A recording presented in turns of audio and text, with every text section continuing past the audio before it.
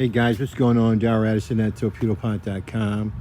Darrell Addison at torpedopot.com. And guys, we make self-growing planters that grow your food with no human intervention. Now, this is where you're going to see some really growth. These are my Swiss chard. We put them in as seedlings, and they are taking off, and I love it. When this heat starts to hit them, they'll grow and grow and grow. They came from this seed stock we got from our grower, 40 plants for $14. Less than $14.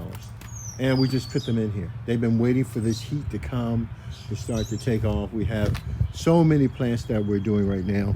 Our Swiss chard, we have celery, that's doing extremely well. With all of those, we get their individual videos. We have the dill, which is doing great, and the torpedo pot is growing. Looks extremely healthy. And we haven't hit these with any organic fertilizers at all, okay? Not yet. We don't hit them with any organic fertilizers because they're not stressed. They're in a beautiful environment. They're producing. This is the coriander, and we have some more. What is that? Yeah, more celery, and then we have the chamomile, and it's growing great. We've cut this down a couple of times, and it looks really, really great. Right in here, you see we cut it back. And it's just fleshy. So when I come out and I want my tea, or I want something to bite on, to chew on, I just grab some of the, what is it, guys? Did I say something wrong? The chamomile tea. That's correct. I grab the chamomile tea, and it just takes right on off. I love my chamomile tea. We grew this about 2 years in a row, and it came out like a big bush. It's really nice. I like it. I really do like it. It depends on how much you feed it and how far you want to go. And then, of course, we have some rosemary that, we can't have a garden without rosemary. Beautiful, beautiful rosemary. This is the only one out of all of those that we hit with organic fertilizer. When it came in, it looked really deficient. And my grower wasn't doing a very good job growing it, so we hit it. And it's holding on pretty good. I like to see what's going on. And, of course, my stevia. You know I can't wait for this stevia. Man, dude, if you guys love eating natural sweeteners, then you need to get the stevia. And this is so great because the steeds are very hard to collect. But I've been biting off the leaves. They're just beautiful. And they've been through cold weather, so now the sun is starting to hit them. And you can see that their leaves are starting to open up now. Starting to widen up. So taking all that energy that it's doing. On top of that, we have some peppermint. I can't see myself growing any food in your garden without having some type of mint. Man, it's so therapeutic. It cleans you. It really opens up your passages. It does a really, really great job. And so having it in the meal is so important. Now, mint is also evasive. If you put it in the ground, it takes over everything. And then it ruins your whole garden. Put it in a torpedo pot where it can grow itself and you can walk away and have to do nothing at all. Torpedo pot grows your food with no human intervention. And then we have some of our other planters that you saw, the Swiss chard. And we have some, what is this? This is the broccoli. Yes, this is the broccoli. I don't know why it's turning, it was so cold, I guess it was turning brown as a result of that. I'm gonna monitor that and see what happens. I don't really want to hit it with any organic fertilizers yet, because I'm looking at the inside of them. And when I look at the inside, they look very healthy. So these are the older leaves. So I don't know, as part of the plant's defense, it may shut down the nutrition going to the older leaves and allow the new ones to come in strong. So I don't know the full behavior of this plant to really start making some decisions whether I should give it organic fertilizer. Hey, you can't use by using organic fertilizer. As long as it's not synthetic, you can never lose by that. It only builds your biotic environment.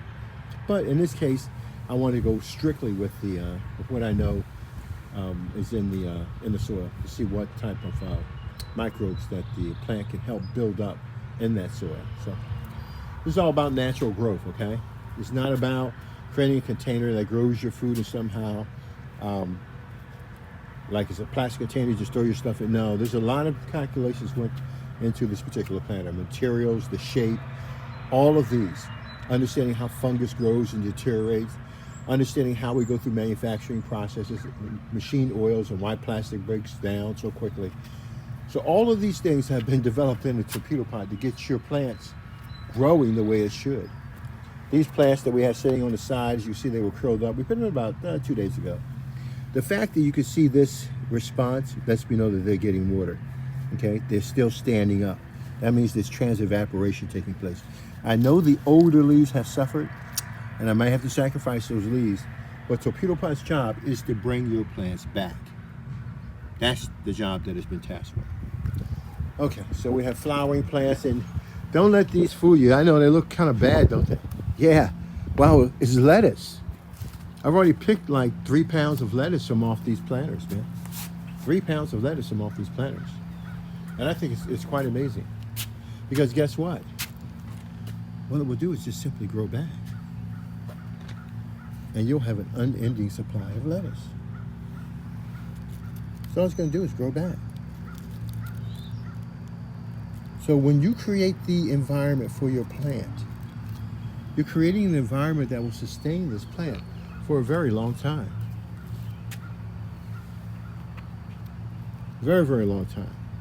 You're creating an environment that will cause growth. And the only limiting factor you'll have is the environment. Too cold, too hot. But the soil itself should be able to sustain any plant. Look at that, isn't that beautiful? I picked these about 3 days ago. And I picked about 3 pounds of lettuce, and I couldn't eat it all. I could not eat all of that organic lettuce. I couldn't eat it all. It was so beautiful, I couldn't eat it all. Isn't that beautiful? That's what's short, it's gorgeous. Man, just looking at that is beautiful. The colors are coming out now. It is absolutely stunning.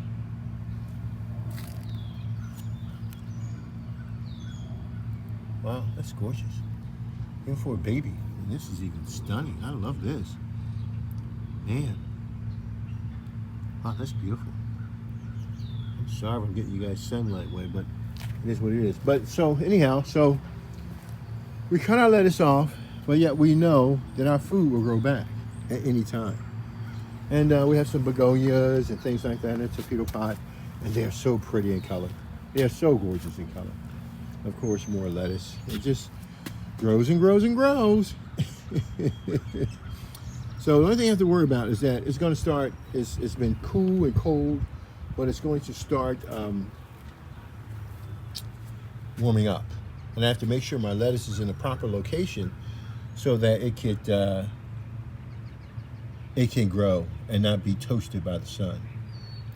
So we have it in a mild location over here. We'll see what happens. And Darrell Addison, TorpedoPot.com, where we grow self-growing planters and we grow your food for you. I can't tell you, this is going to grow into a big bush. I haven't started eating off of it, my curled parsley. And my chives have been doing excellent. My kale has been growing now for about a year. A year. And I am so excited about my kale. And so I come back off my kale and I just cut the tops off, and that's what I eat. I eat the tops. And I'll come back and get the leaves as I need them. I love the tops, man. I cut whole kale down when I want to use the planter for something else, but right now it's growing so fine, I just let it grow. So if I ever get hungry, I come out here and just get my kale and eat it. As you can see, I've topped a lot of this off, but it just keeps coming back, man. It just keeps coming back. This kale's no joke. It fights, it stays alive. It's a very aggressive plant, and it's also extremely delicious. Hey, take a look at this. This is the broccoli. Yeah, I know. Guess what? This broccoli has been growing since October of last year. October of last year. And I am stunned at what I'm seeing. I love my broccoli. Look at that. That not amazing or what? That is amazing, guys. And picture perfect. Man, so these survived throughout that hot session, and that's what took off. Darrell Addison, TorpedoPot.com. Darrell Addison, TorpedoPot.com.